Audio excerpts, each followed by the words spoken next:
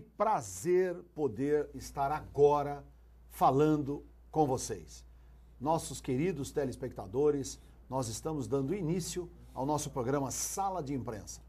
Programa que é produzido pela TV Aberta, com parceria com os canais comunitários da ACESP, Associação dos Canais Comunitários do Estado de São Paulo, e a nossa querida API, Associação Paulista de Imprensa. E não poderia deixar de ser, nós sempre trazemos aqui grandes valores da nossa comunicação social. E hoje nós temos a honra de estar recebendo esse jornalista consagrado, escritor, conferencista, um dos mais aplaudidos conferencistas do país, que é César Romão. César. Prazer estar aqui, viu, Renan? Uma honra estar você aqui conosco. Nosso querido diretor também da API, da Associação Paulista de Imprensa, César Romão. Já há tempos nós estamos conseguindo trazê-lo para cá, mas em razão da sua atribulação, das suas conferências no Brasil e no exterior, não tem oportunidade. E hoje ele tem nos dado essa honra e vai falar com todos vocês. E nós temos assuntos interessantíssimos para serem tratados. E eu tenho aqui a oportunidade de ter em mãos um currículo muito extenso, mas que eu vou reduzir em razão não só da importância de alguns tópicos que eu elenquei aqui, mas é fundamental para que o nosso telespectador, é muito raro, eu tenho certeza que a grande maioria conhece essa figura do César Romão, mas é fundamental sabermos também um pouco da sua vasta experiência profissional e literária. Ele é bacharel em Direito pela Universidade Mackenzie, pós-graduado em Administração de Empresa, MBA em Marketing pela Fundação Getúlio Vargas, mestre em Psicologia Organizacional pela Universidade Adam Smith University of America, e doutor honoris causa pela Universidade Ibero-América. É especialista em gestão de pessoas, é um jornalista profissional com renomados títulos, inclusive poderia citar aqui, eu tive a honra de estar presente na Câmara Municipal de São Paulo, quando recebeu a medalha Anchieta, diploma de gratidão por tudo que fez pela cidade de São Paulo, e ele também é membro do Conselho de Escola Superior de Gestão Strong, conveniada com a Faculdade Getúlio Vargas na área de Management.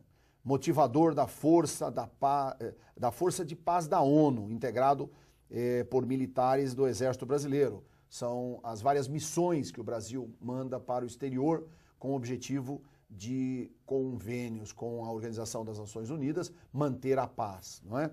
E nós também temos aqui um projeto fantástico do César, que já tem 23 anos de existência, que ele é o criador e executor do projeto Fábrica de Gente. Nós vamos falar, temos aqui um tempo muito bom, ainda que em televisão, não é, por mais que seja o tempo, é sempre curto, mas nós temos o prazer de estarmos aqui com o César. César, eu acho que é interessante, e você já deve ter na sua cultura e no seu subconsciente pensado, bom, alguém que já escreveu, não é, inúmeros livros, com mais de 3, 4 milhões, não é, vendidos no mundo inteiro, Estados Unidos, Itália, Portugal, não é, Rússia, não é? No Brasil, mais de 3 milhões de cópias vendidas, livro que foi indicado pelo Og Mandino. Quem não conhece Og Mandino é um escritor de trabalhos de venda, de marketing, de trabalho que já falecido, mas para terem uma ideia, Og Mandino vendeu, eu acho que tanto quanto livros da Bíblia no mundo, é isso? Em 1991 era o autor que mais vendia livros no mundo depois da Bíblia. Depois da Bíblia, quer dizer, é um negócio fantástico. Querido César, a palavra é sua. Eu preciso saber uma coisa fundamental. Falamos tanto a respeito das questões de inclusão social, trabalhos sociais, as empresas têm interesse da motivação social e você, exatamente, nós estamos no ano de 2012, ou seja, em 1979. Você já pensava nisso. E aí fez um projeto chamado Fábrica de Gente.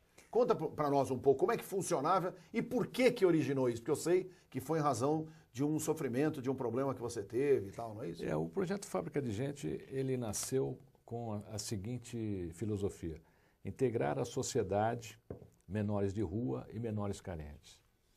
E o projeto consistia num único ponto: profissionalizar essas pessoas. Porque a maneira mais forte de você integrar alguém à sociedade é através do trabalho e da educação. Então, você educando e profissionalizando, você consegue integrar esta pessoa à sociedade novamente. Ao longo do projeto, foram reintegrados mais de 2.000 meninos de rua.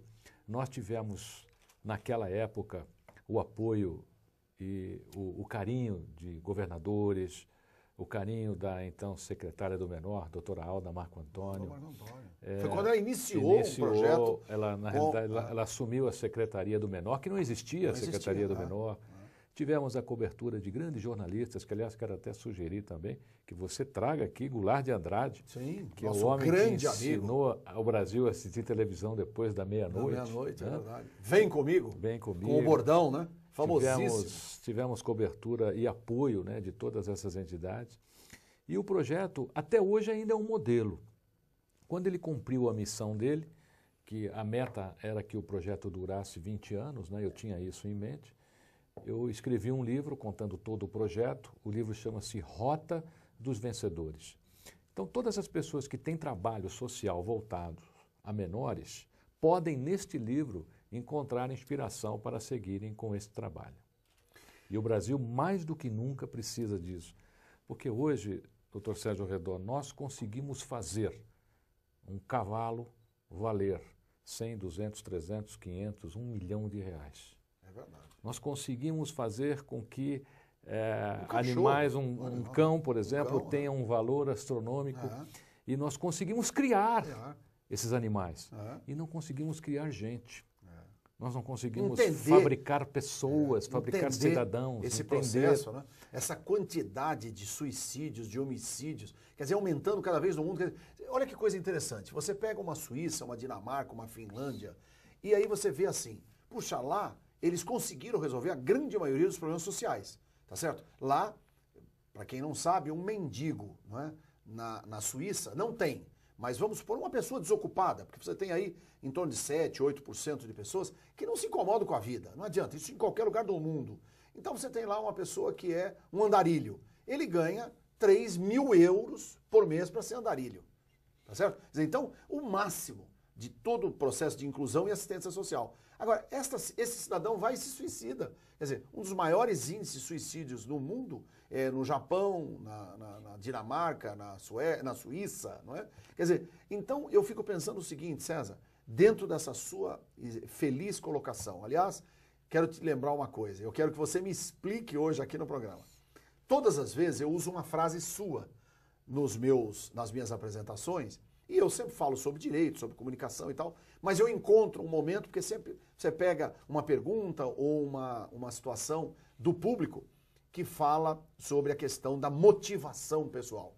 E eu sempre digo assim, que na vida, por mais que sejam os seus problemas, por mais difíceis que você tenha oportunidade de resolvê-lo, nunca esqueça que o amor que você tem no coração é maior do que o não do mundo. E eu aprendi isso com você. Verdade. Essa frase eu terminei minhas palestras durante muito tempo com ela. Muito tempo. O sim do seu coração é maior que o não do mundo. Isso, As pessoas precisam se voltar para elas mesmas. Nós temos aqui no Brasil, na minha opinião, 2 pontos a resolver, né? Primeiro, essa estrutura política toda que nós temos, que a política no Brasil tornou-se a arte de tirar dinheiro do rico e voto do pobre, prometendo livrar um do outro. Porque você fica ouvindo as campanhas, é sempre assim, né? Como é que é? A arte de tirar o dinheiro do rico e voto do pobre, prometendo livrar um do outro. Né? Eu tenho visto aí as campanhas aí ao longo desses anos, é sempre assim. E o segundo ponto é nós aprendermos que as pessoas precisam serem ensinadas a se conhecerem. Para que você tenha uma ideia, doutor Sérgio Redol, atualmente, mais de 60% dos idosos que vão a médicos não precisariam ir. Olha que coisa. Eles sentem alguma coisa e, no fundo, às vezes é pura solidão. Aquele pequeno incômodo se torna um grande problema para ele. E ele começa a doer o corpo inteiro. Começa a doer o corpo inteiro. Ele vai ao médico. Inclusive, reações. Reações. Ele vai ao médico para conversar naquela recepção, porque ele é sozinho. Quando ele chega diante do médico, e o doutor Sérgio Redol pode conferir isto, convidando aqui por exemplo, alguns médicos para Sim. até falarem sobre o assunto, os médicos têm que ouvir. E os médicos sabem, poxa, ele não tem nada, ele veio aqui só para falar. As pessoas querem ser ouvidas. As pessoas falam, mas as pessoas hoje não são ouvidas. Nesse ponto, você tem aí deteriora a autoestima da pessoa. É onde acontecem os suicídios, essas coisas todas que a gente vê pelo Você mundo, né? Baixa perde autoestima. também a recuperação do seu autodefesa orgânica. A baixa autoestima faz isso, quer dizer, ela atinge inclusive o seu organismo. Né? Você fica depressivo e o seu organismo também. Também, né? é verdade. E o projeto Você é reflexo dos atos e de todo a força do seu pensamento. Né? Nós não somos aquilo que vivemos, somos aquilo que sentimos. Nós somos frutos das nossas emoções. As nossas emoções são transformadas em enzimas e essas enzimas são alocadas pelo nosso corpo, pelo nosso cérebro e essas enzimas podem ser nutritivas ou não. Toda emoção é transformada numa célula, é transformada numa enzima. E é importante que a gente vivencie boas emoções para que a gente crie boas enzimas para o nosso corpo, para Muito a nossa legal. saúde. Né? Não somos aquilo que vivemos, mas tudo aquilo que sentimos. Grande César Romão. Enfim, eu sei que hoje o programa vai estar, em razão dessas colocações, como uma aula de aprendizagem, né? De autoestima, de valor pessoal, de crescimento interior. Quanto que nós precisamos disso, né? Porque às vezes as pessoas também acham que o grande valor, César, não é que, aliás, a sua mulher e a minha, né? Enfim, as mulheres do mundo inteiro, acredito, mas dizem assim, que o que vale é a grana que você tem no bolso, tá certo? Filosofia é bom para faculdade, para curso de pós-graduação, né? Mas, na verdade, você tem que ter dinheiro, indiscutivelmente. Agora, nós vivemos hoje uma grande luta, não é? Em razão do ter e ser. Não é? E, aliás, está aí. O mundo está trazendo isso. Todos os déspotas do mundo caíram. Os tiranos, todos caíram e condenados. Você vê em todos os países, não é? Primavera Árabe, que iniciou com um cidadão na Turquia colocando fogo no corpo, um ambulante, em protesto pela vida que ele levava. A partir dali eclodiu um processo de reorganização em busca da democracia, em busca da participação do povo na sociedade. E esses todos, não é? Gaddafi na Líbia, no Irã, não é? Enfim, esses nomes todos aí que a gente procura até esquecer, não é? Saddam Hussein e tantos outros, não é? Que, na verdade, sempre dominaram o mundo através da força, através do nepotismo, através, não é, da tirania.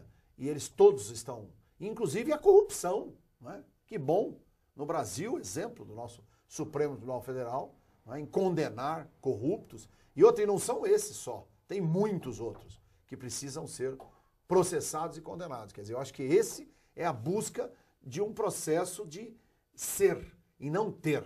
Quer dizer, óbvio, ter é importante, importantíssimo, mas o ser é fundamental. Eu acho que é isso que você prega constantemente, não só nos seus livros, como também nas suas palestras. E você me trouxe aqui, eu queria que meu ilustre cameraman desse um take, ó.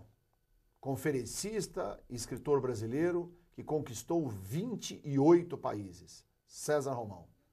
César Romão sempre elegante, com gravatas e lenços, e camisa, e terno, roupa, enfim.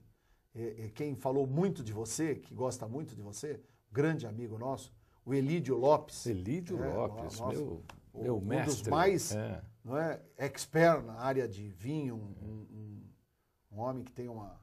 Essa semana, inclusive, eu fiz um artigo sobre ele, que foi Falou? publicado no meu Facebook. É um artigo Olha, sobre os livros todos do Elídio César. Lopes, Os livros todos do César, tanto em português como em outros idiomas, olha lá, em inglês, em russo, olha que coisa maravilhosa, hein? Em castelhano, olha lá, Semente de Dio, que esse foi o seu grande livro, esse né? primeiro livro, A Semente de Deus. Esse primeiro livro, grande sucesso, até hoje. E eu queria, inclusive, eu já tive chance de, no programa do César Romão também, falar mas eu gosto sempre de reiterar isso. Eu conheci o César, nós fomos agraciados por uma medalha ou um diploma que muito nos honrou à época, 30 anos atrás, mais ou menos. E a Marta Suplicy era deputada federal. Exatamente. Ela estava nesse evento, no evento, e aí falou, não é, dos pobres e tal, que jamais um pobre poderia estar naquele evento, por se tratar, né, de um evento no Maxud, no auge do hotel e tal. E eu sentei do lado do César. Nós dois sentamos, um ao lado do outro. E aí eu, prazer, meu nome é Sérgio Redó, ele, prazer, meu nome é César Romão e tal. Aí eu falei para ele assim, César, o que você faz? Ele falou, ó, eu sou jornalista, não é? Sou escritor, mas, puxa, que legal, e você seu livro foi bem? Ele falou, eu fiz um livro aí, são 3.000 exemplares e os 3.000 estão lá na prateleira. Eu tenho um recorde. Como é que você falava? Eu sou o único escritor do mundo que tem 3.000 livros em sua biblioteca escritos por ele mesmo. Né? Tem que aplaudir. Essa daí não é hora. Eu falei, puxa vida, César, que coisa. Mas você, com esse seu pensamento, não tem a sombra de dúvida que você vai ser um grande vencedor. E quantos livros você vendeu do Semente de Deus? A Semente de Deus, em 1991, ele recebeu uma matéria na revista Veja. Em 91, eu atingi a marca de 500.000 exemplares vendidos. Em 91? Em 91. Nós estamos hoje, em 2012. Só a Semente de Deus, hoje já beirando aí 1,5 milhão de exemplares, só esse título. Que beleza. Só esse título. Você tem, São no total, 12 títulos. 12 títulos, né? E quando você citou entre ter, né, e ser, eu tenho que, entre essas duas palavras, existe uma outra muito importante que as pessoas precisam lembrar, que é o fazer. Muita gente até critica o dinheiro, olha, hoje precisa ter dinheiro. Não é bem assim. O dinheiro, ele recebe muita crítica e, na minha opinião, injusta. Injusta, lógico. Porque o dinheiro é uma energia. Eu vou aqui falar popularmente, quer dizer, com o dinheiro você constrói hospitais, você constrói escolas, você constrói creches. Então, o dinheiro ele é uma energia nutritiva, ele veio para transformar o mundo para grandes melhor. Mansões. Faz a sua casa, tem o seu respaldo aqui nesse planeta. Nós temos que admirá-lo e respeitá-lo. Agora, algumas pessoas usam de maneira não nutritiva e outras usam de maneira nutritiva. Então, entre o ter e o ser, existe o fazer. Né? O que eu quero? Qual é o meu papel nesse universo? Qual é o meu papel? O que eu quero? O que eu quero deixar como legado nesse planeta? Qual é o legado que o meu filho vai olhar para mim e dizer, poxa, eu tenho orgulho do meu pai porque o meu pai construiu isso, ele participou disso, aqui existe um tijolinho dele. Porque mesmo, Redó, que a gente participe de maneira humilde, simples ou pequena de algo grande, você auxiliou a construir algo grande. Sim. Muita gente, às vezes, não colabora com determinadas ações em benefício à sociedade porque acha que a sua colaboração é muito pequena, mas ela é importante. Qualquer tipo de colaboração que você faça para melhorar a sociedade, melhorar o ser humano, é muito importante, seja ela qual for, até mesmo levar um sanduíche embaixo de uma ponte, você já está auxiliando a transformar a sociedade. E dentro dessa linha, César, eu falei inúmeras vezes, quantos países hoje você tem os seus livros já dispostos para a sociedade poder São 32 países, os países hispânicos todos, 32 total. Os países hispânicos todos, América Latina aqui toda, Portugal, Espanha, Rússia, só na Rússia são 9 títulos, Alemanha, Suíça, Suécia, aquela região toda, todos os países que têm a língua alemã, também estão lá os livros. Este ano agora nós temos mais 4 novidades, o ano que vem eu aumento 4 países nessa lista. Um deles, inclusive, eu estou muito contente porque é uma conquista imensa, que é a China. Né? Você entrou na China? A China já temos lá um contrato em andamento com uma das maiores editoras chinesas. Isso significa que eu vou estar praticamente em metade do planeta Terra, né? Você ter o seu livro em mandarim. E é um passo para ir para o Japão? Não, é um passo para o mundo, porque aí não tem fronteira. Muita gente acha, por exemplo, que o passo para o mundo são os Estados Unidos, né? E eu acho que não. É um grande começo. É um grande começo. Lá, inclusive, foi para onde você começou. É um grande começo, mas esse mercado novo, porque a China ainda é um mercado novo com relação à literatura, né? É uma coisa imensa. E você citava no começo do programa, Redó, essa revolução que está acontecendo no mundo. Você sabe que eu andei pesquisando muito sobre a China ultimamente, por causa deste fato de eu ter lá o meu primeiro título, que será a Semente de Deus. E você sabe que eu vou fazer aqui uma observação. Eu acredito que a China terá grandes mudanças. Sabe por quê? O chinês ainda não descobriu o que nós fazemos com o que ele produz.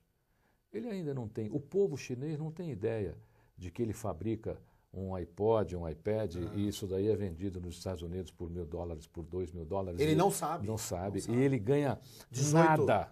Né? $36 é o salário mínimo de um chinês. Então, para trabalhar 12 horas por dia.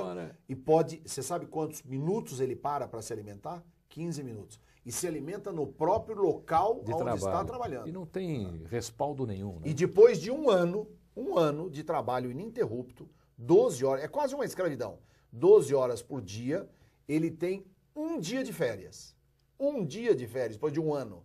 2 anos, 2 dias. 3 anos, 3 dias. Até 5 anos. Quando chega em 5 anos, ele faz uma semana de férias. Com 5 anos de trabalho, ele tem uma semana de férias. Isso se tiver na mesma empresa. Trabalha, produz um veículo e sai de bicicleta do local de trabalho. Monta, não é, carros fantásticos. A maior revolução do mundo, depois da queda do Muro de Berlim, a unificação da União Soviética e tudo mais, na minha opinião, será essa revolução chinesa. Quer dizer, quando o chinês reconhecer que, poxa, eu estou aqui, não vai ser mais assim, não.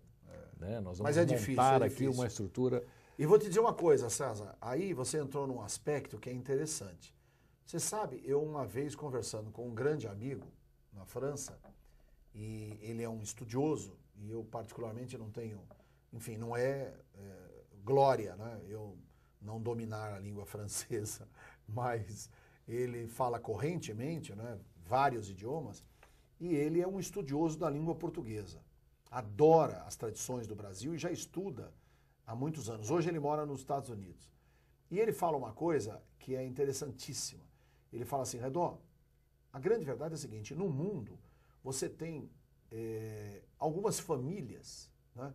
20, 25 famílias que dominam as ações estratégicas do mundo. Né? E aí a gente pode citar os Rothschild, McNamara, o William Buffett, Rockefeller, família Rockefeller, né? Os Kennedy, não é? Os Bush, né? Famílias que têm repercussão. O que eles fazem acaba virando quase um preceito de conduta universal. E aí, o que acontece? Eu, conversando com ele, e eu falei isso, exatamente essa colocação. Já pensou quando a sociedade chinesa perceber? Primeiro, eles são 1 bilhão e 300 milhões no país deles.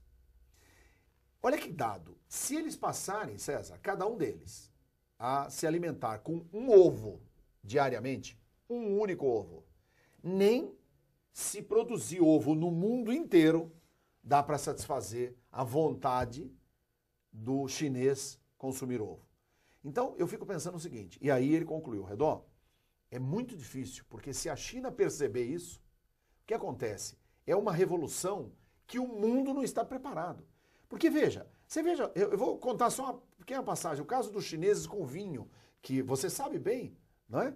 Eles chegaram na França e em alguns chateaus, e resolveram meia dúzia de bilionários chineses e compraram 500 garrafas de um, 1000 garrafas do outro, 300 garrafas. Quer dizer, em uma brincadeirinha de meia dúzia de milionários. Safra de Romanée Conti. Exatamente.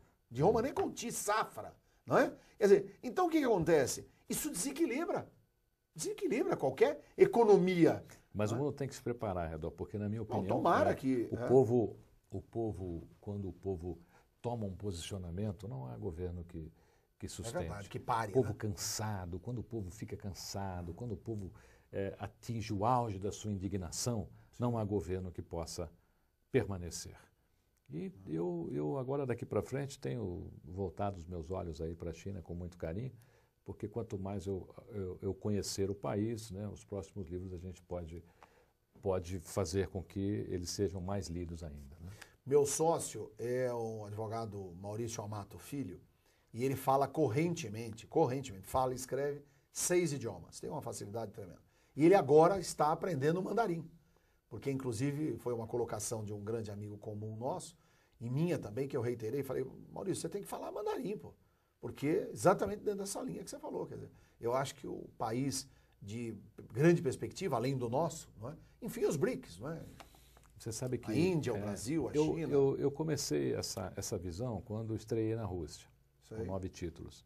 A Rússia tem 7 fusos horários, né? Para você ter uma ideia, são 7 fusos horários para que você possa... Na Rússia. Na Rússia. E que loucura, são hein? pessoas hoje que é um grande mercado literário, porque até pouco tempo atrás você não tinha, né, possibilidade ali, livros ali eram até queimados, né, até poucos anos atrás. E é muito interessante, Redó, por quê? Olha que coisa, eu recebo correspondência, por exemplo, da França, da Espanha, de Portugal, dos nossos vizinhos aqui, da Argentina, da Itália. E quando você começa a observar essas correspondências, olha que interessante, os assuntos são os mesmos. As pessoas têm os mesmos tipos de problemas, são problemas humanos. De curiosidade, de interesse. É o emprego, é o fim do casamento, é o problema com o filho, é a baixa autoestima, é a busca de uma oportunidade, é o caminho que poderá levá-lo a Deus. São os mesmos problemas. No mundo inteiro. Porque é verdade. O problema é existencial, você é do ser recebe humano. Carta do mundo inteiro.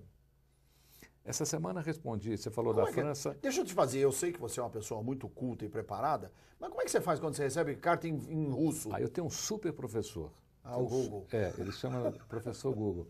É verdade. Então, aperta o botãozinho ali. O Google está falando. Olha, inglês e espanhol sem problema, né? Mas, por exemplo, francês, russo. Então, hoje o Google está tão sofisticado que o Google até pronuncia para você, né? Ele lê o texto para você. Que coisa. O Google até lê o texto. Eu tenho até aprendido algumas coisas porque o Google, além de traduzir, ele dita o texto para você. Sei. Mas é muito interessante porque você começa a ver que nós, seres humanos, embora em outros países, outras nacionalidades, outra cultura, os pontos em comum de problemas são os mesmos. Sei. E um ponto que preocupa é a solidão. Eu sinto que as pessoas, quando escrevem, estão muito sozinhas. Então, é o pai que não fala com o filho, é o filho que já não fala mais com o pai, e aí as pessoas vão se afastando e começam a buscar uma saída em outro lugar. Por isso, o crescimento estrondoso das igrejas no mundo inteiro. Olha. Porque as pessoas acabam buscando essa saída, né, às vezes, num ambiente religioso. Que acaba, na verdade, convergindo para isso. Daí aumento, inclusive... Inclusive espantoso no mundo, não é só no Brasil, não. Entendi. É da busca do interesse à fé. Você vê que nós temos igrejas que começaram aqui no Brasil que estão em diversas partes do mundo. Né? Sim. O ser humano, por isso que eu disse a você que o ser humano é totalmente emocional. Nós temos a nossa parte emocional precisa ser muito bem trabalhada. As pessoas precisam se conhecer melhor, precisam entender que são maiores que os seus desafios, precisam entender que mesmo quando derrotada, o que importa é se ela vai levantar ou não. Porque derrotados nós seremos sempre. Todo dia alguém vai colocar um desafio para você que você poderá sofrer uma derrota. Agora, o problema não está em você ser derrotado ou derrotada, o problema está em você aguentar isso e levantar e começar de novo. E reagir. Muitas vezes, Redó, o destino de uma pessoa está justamente no caminho que ela evitou. Esse é um outro problema que eu vejo muito. As pessoas ficam evitando determinados caminhos nas suas vidas que não podem ser evitados. E ali, às vezes, está o seu destino. Então, quando um caminho vier à sua frente, não evite, não. Vá por ele. Porque este caminho pode ser aquele que vai concluir o seu destino. E aí é por isso que as pessoas ficam longe da sua real missão de vida. Porque elas fogem da sua real missão de vida. Elas vão viver com o destino disponível nas prateleiras do mundo. Então elas vão deixar de de se vestir de uma maneira que elas gostam para andar na moda e aí fica igual a todo mundo. Elas vão ler o livro que está na moda e aí fica igual a todo mundo. O mundo precisa hoje, eu estou vendo aqui a sua agenda muito bonita, o nosso Steve Jobs, na Apple. O Steve Jobs, na sua biografia, tem um texto muito interessante em que ele afirma que o mundo precisa de gente quadrada, tá certo? Construindo o redondo, de gente rebelde, de gente que tenha indignação, de gente que não tenha aceitação. E é verdade. Nós estamos aceitando muitas coisas, estamos inibindo a nossa criatividade. Tudo agora é enlatado, é certinho, é arrumadinho. E outra, o politicamente correto. Quer dizer, eu me irrito com esse politicamente correto. Sabe aquela coisa? Quer dizer, tudo agora tem nome, tá certo? Quer dizer, óbvio, se você puder ajudar uma pessoa, se você puder diminuir, como agora o caso dos deficientes, não é? Dessa inclusão, da acessibilidade, não é? Você não chamar a pessoa de cega, chamar a pessoa de deficiente visual, é muito mais legal. Não muda nada, ela continua não enxergando, mas é mais legal, quer dizer, é uma coisa mais aceitável e tal. Diminuir a agressividade. Diminuir a agressividade. Agora, você de repente fechar os olhos para as coisas, quer dizer, é um negócio absurdo. Hoje a gente tem isso, né? Eu estou vendo aqui o seu cenário maravilhoso e eu tenho uma máquina de escrever igualzinha a essa que está aqui, uma Olivetti. E eu escrevi a Semente de Deus nesta máquina. Foi nessa máquina, que você produziu? É uma máquina igual essa que está aqui no seu cenário. Sim. E algumas vezes as pessoas vão em casa, pô, por que você guarda isso? E por que não guardar? Qual é o problema? É minha, eu faço o quê? Não, mas agora só... E fica mais bonito você colocar aqui um computador X1240. Um iPad, um B6, esse é o meu. É isso aí. Né? Então, muita gente... Às vezes eu vou fazer um evento e o pessoal fala, poxa, Romão, por que você não põe isso num iPad, no lugar de tirar um papel do bolso? Eu gosto. Eu também tenho. Então, eu tenho o seguinte. Eu recentemente estive num congresso da ANER, agora no Renaissance, aqui em São Paulo, a Associação Nacional de Editores de Revista. Aliás, um excelente congresso. Querido Roberto Mulaer, que é o presidente da ANER, fantástico, parabéns, um congresso maravilhoso, de muita expertise, grandes, trouxe gente de vários, revistas do mundo, né? Newsweek, por que a Newsweek quebrou, a Economist, enfim, né? E um dos padrões é esse, né? Porque o que a Economist diz e edita é lei para o mundo. E eles discutiram a respeito disso, né? Que tem grupos revista, que discutem. É um pensador, é um jornalista. Né? Eu vejo hoje, Redor, as pessoas muito escravas dessa tecnologia. Vou lhe dar um exemplo simples, por exemplo, do meu mercado. Quantas e quantas vezes eu vou fazer uma convenção de empresa ou um treinamento e às vezes antes de mim vai falar um outro profissional. Uma coisa que é legal, para quantas pessoas você já falou até hoje, mais ou menos? Eu falo para pequenos e grandes públicos, mas... Eu já te vi em eventos com 4 mil, 3 mil 7 mil pessoas. 7 mil pessoas. O meu maior público foi no Rio de Janeiro, no Rio Centro, 60 mil pessoas. Olha, esse foi o meu maior público na carreira. Mas eu já ultrapassei. Nós temos essa marca, no meu site tem a marca calculada até janeiro deste ano, 1.470.000. Agora, no final do ano, a gente soma novamente os eventos o número do ano. Os eventos que você foi que eu participei e o público que estava presente. Né? E fora emissoras de televisão, revistas, jornais, você somar tudo isso aí dá um número estratosférico. E as pessoas, eu estou lá e de repente o cidadão entra com um equipamento todo sofisticado e o equipamento não funciona. Ele não consegue fazer o evento, ele não consegue dar a palestra. É uma correria, porque o computador falhou, o data show falhou. E às vezes as pessoas falam, poxa, Romão, às vezes você sobe num palco lá com 7 mil pessoas, né? E às vezes sem nada, sem um computador. Sabe por quê? Eu gosto que as coisas estejam em mim. Claro que é maravilhoso se você puder fazer a apresentação usando a tecnologia. Mas se não existir a tecnologia, você tem que continuar sendo você. As pessoas estão perdendo a confiança nelas. Então a pessoa tem aquele conhecimento, mas ela transferiu para o computador e acha que ficou sem. Ou fazer como o Caco Barcelos fez, né? Que ele foi fazer uma palestra e ele estava falando, no meio da palestra acabou a luz. E apagou, mas virou uma penumbra. Então ele falou o seguinte, olha pessoal, vamos fazer uma grande experiência. Vocês estão me ouvindo? Todo mundo está? Então nós vamos continuar e eu vou falando e vocês vão imaginando. Olha que coisa. Diz que o pessoal se emocionou com aquela... Mas é porque olha que, mas olha a criatividade. Qualquer um nessa situação, o que faria? Abandona olha, o palco. gente, desculpa, quando voltar a luz e tal. Ele retorna, não. Ele falou, eu vou continuar e tal. Quando acendeu as luzes e tal, que ele ainda... Né, foi aplaudido de pé e começou a ser requisitado muito mais vezes em razão dessa sua experiência, que é aquilo que você disse. Ou seja, enfrentar o problema, não virar as costas e encontrar uma solução. Porque a experiência está em você. A experiência está em você. Não está no ambiente. Você é o templo de Delfos, né, daquele conhecimento. É você que tem aquilo, não é o computador. Eu até tenho dito aos jovens que os jovens estão muito escravos da tecnologia. Outro dia eu fui fazer uma palestra numa universidade, tenho feito muito isso, já tive o prazer, inclusive, de ter você na minha plateia. Sim, já, em algumas universidades. Várias vezes. É. E um jovem perguntou assim, Romão, como era no seu tempo? Né? Poxa, olha só como eles vão, né? Eles são legal, cruéis, né? Eles vão no fígado, né? Vão no fígado. O jovem é igual criança, vai no fígado. Como era no seu tempo?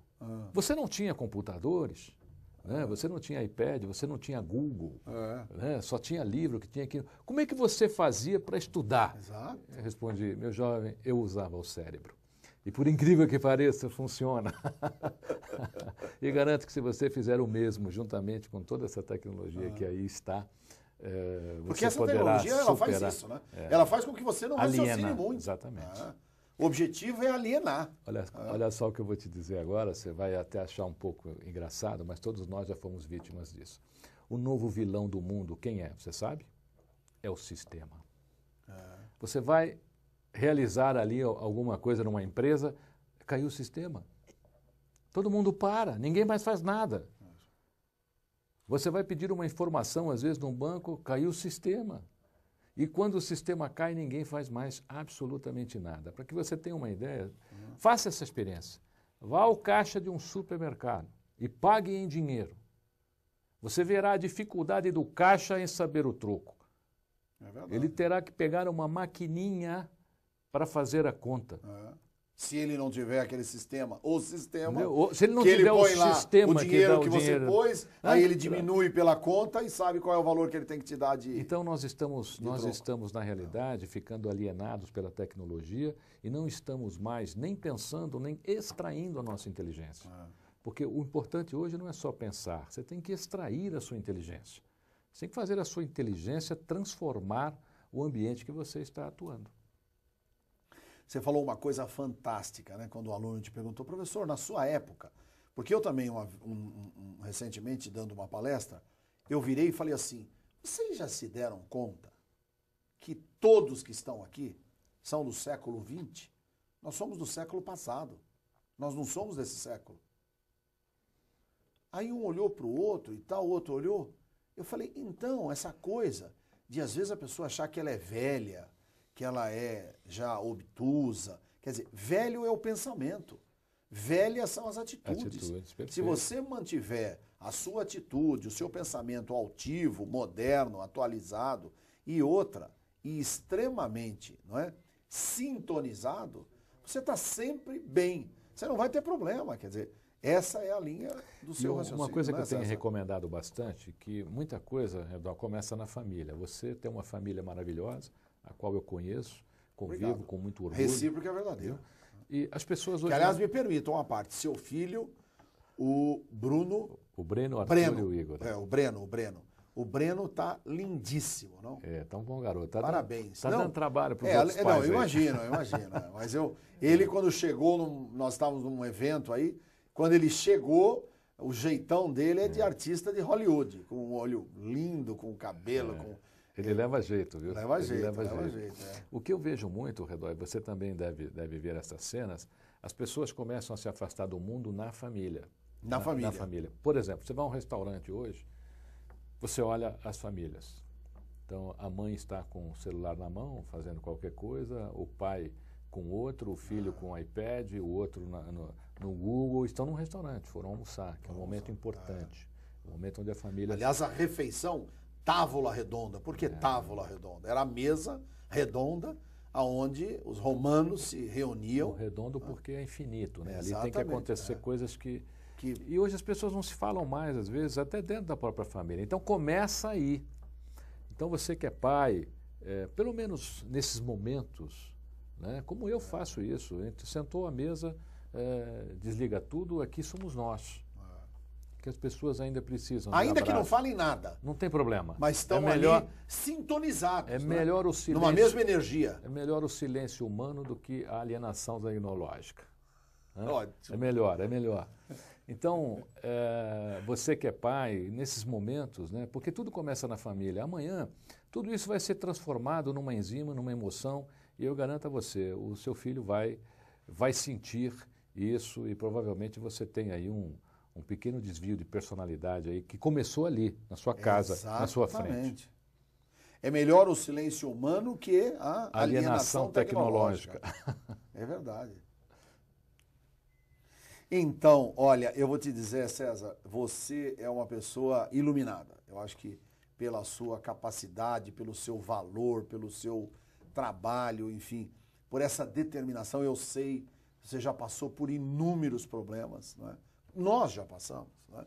Enfim, nós já tivemos elevadas, não é? Situações e depois em função de uma série de circunstâncias, mas o interessante é o seguinte, é aquela coisa, a gente enverga, mas não quebra, né?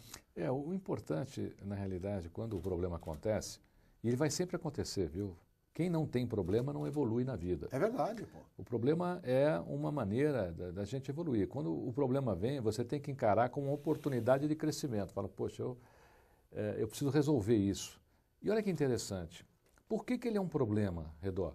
Porque você ainda não desenvolveu competência para resolvê-lo. Porque quando você desenvolve a competência para resolvê-lo, ele deixa de ser problema. Então, se você tem um problema, não é culpa do mundo. Exato. A culpa é sua. Então, que não está preparado para enfrentar. Então, o que eu preciso fazer para enfrentar esse problema? Quer dizer, ele é problema porque você não está preparado para resolver. Só por isso. Porque se você estiver preparado, você não é problema. Exato. Então, todo problema é um sinal para você.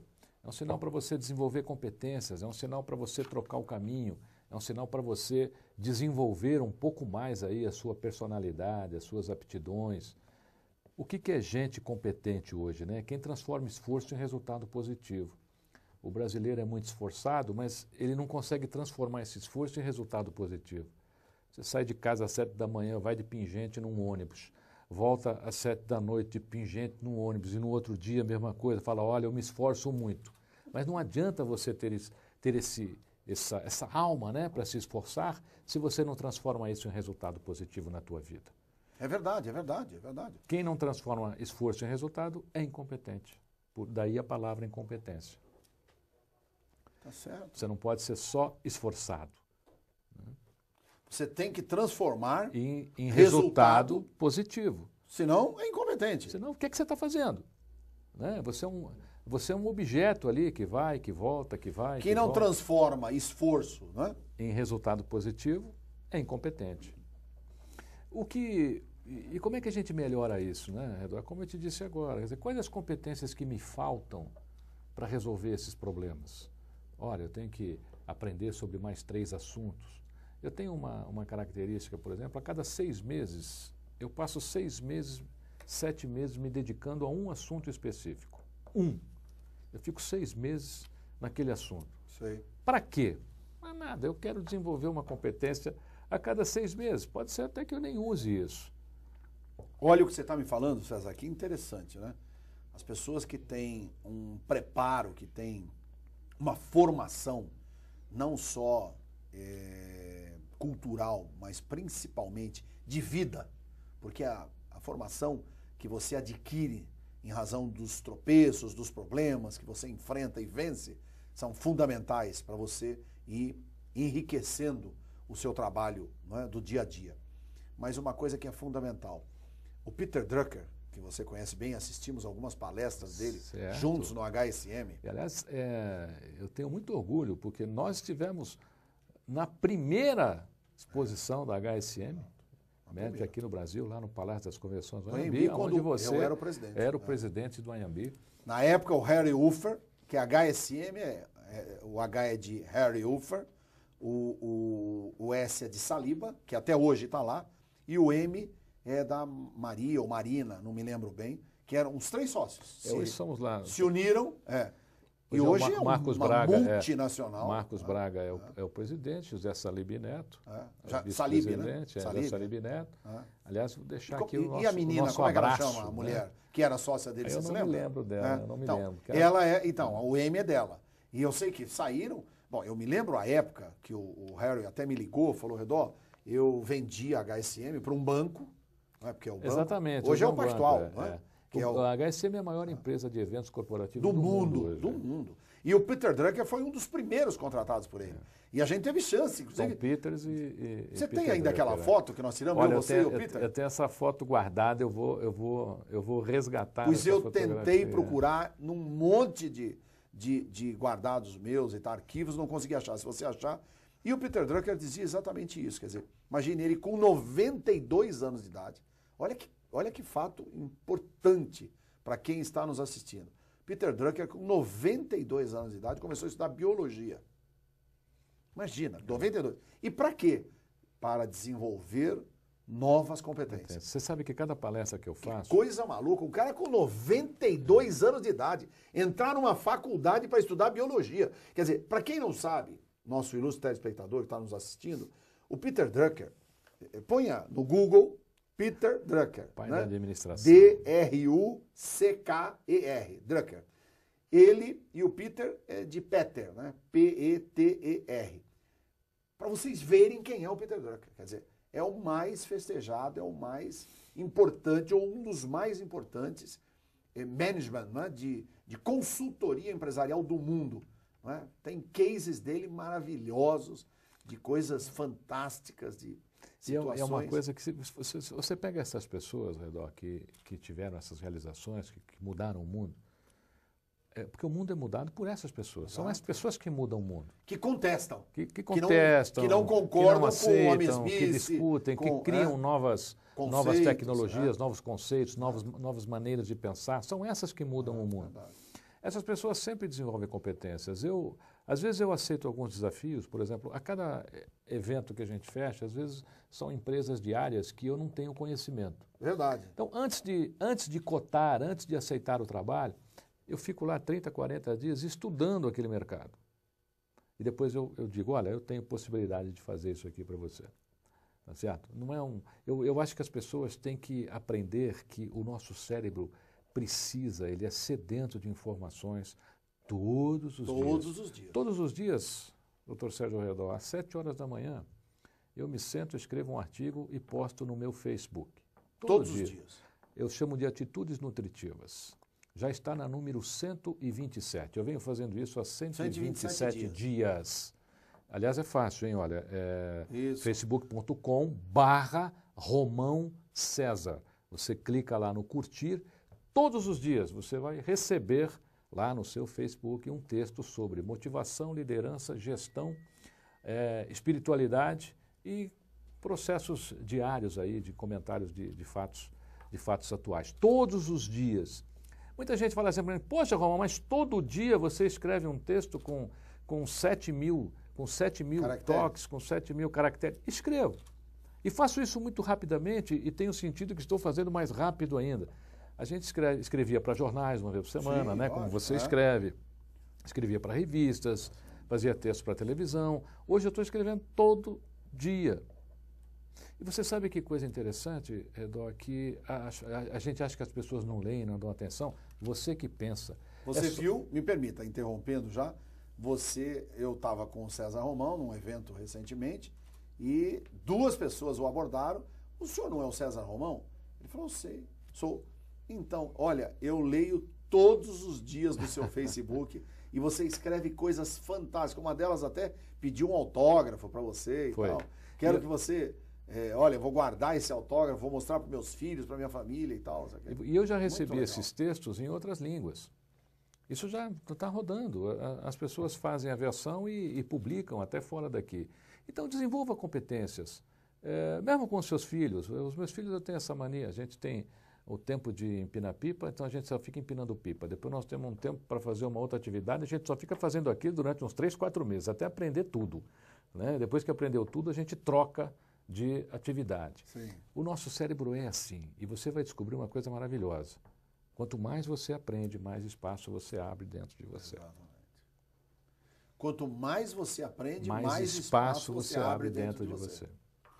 Então, olha, César, é interessante. No nosso convívio aqui, eu guardei algumas das suas frases que eu achei interessante.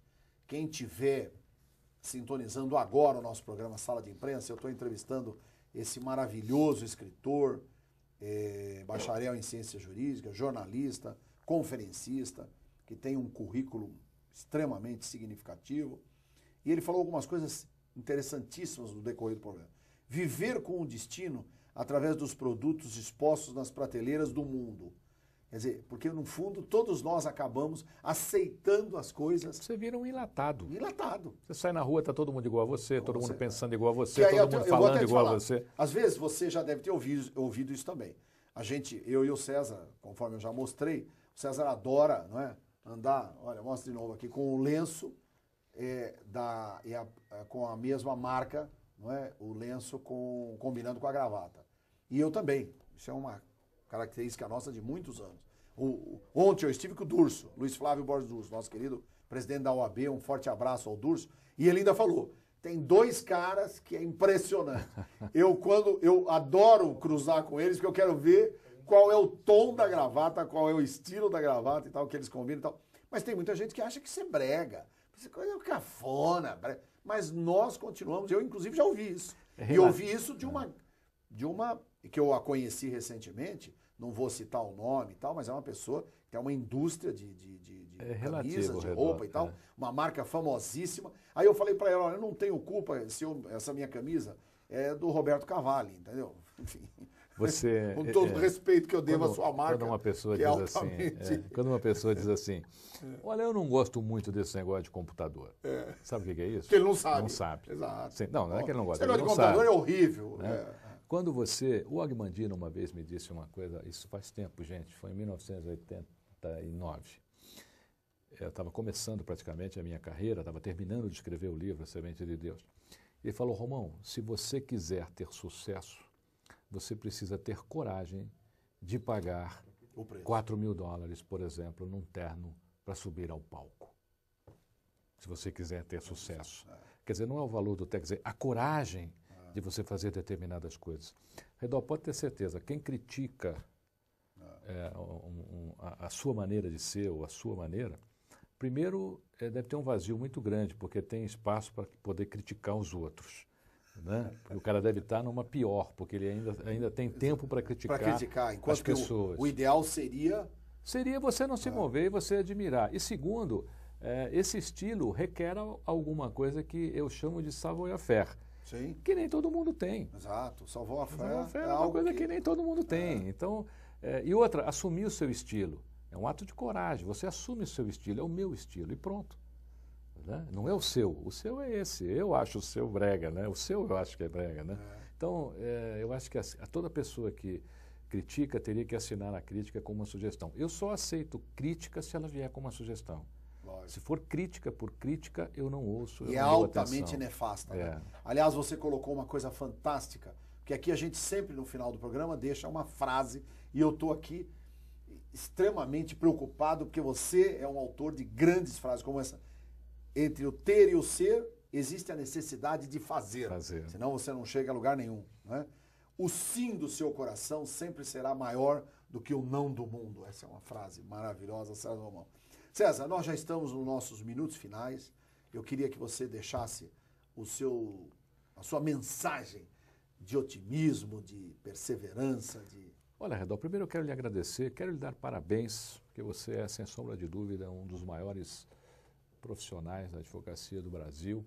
Quero lhe dar parabéns também por toda a sua gestão junto à Associação Paulista de Imprensa. Obrigado. Maravilhosa, nossa, extremamente elogiada. Obrigado. Lhe dar parabéns pelo sucesso do programa.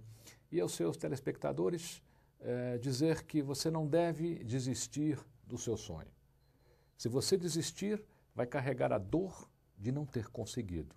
Se você persistir, será uma pessoa alimentada pela esperança de um futuro melhor. E a sua força, a sua fé no futuro é que vai te dar força para que você enfrente o seu presente. Os meus livros estão em todas as livrarias do Brasil. Lembre-se lá de clicar no facebook.com/Romão César. Estaremos juntos todos os dias às 7 horas da manhã. Parabéns, meu amigo. Obrigado. E eu escolhi aqui, com muita dificuldade, algo que encaixa como uma luva para o encerramento do nosso programa. Se um dia você tiver que escolher entre o mundo e o amor, lembre-se. Se escolher o mundo, ficará sem o amor.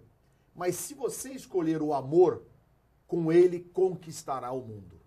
Muito bonito. Albert Einstein. A todos foi um prazer, a honra da sua participação nesse programa com César Romão e aguardamos você no nosso próximo programa. Contamos com a sua brilhante assistência. Muito obrigado por tudo. A Associação Paulista de Imprensa agradece. Uma feliz semana e que Deus esteja sempre com todos nós. Tchau, tchau.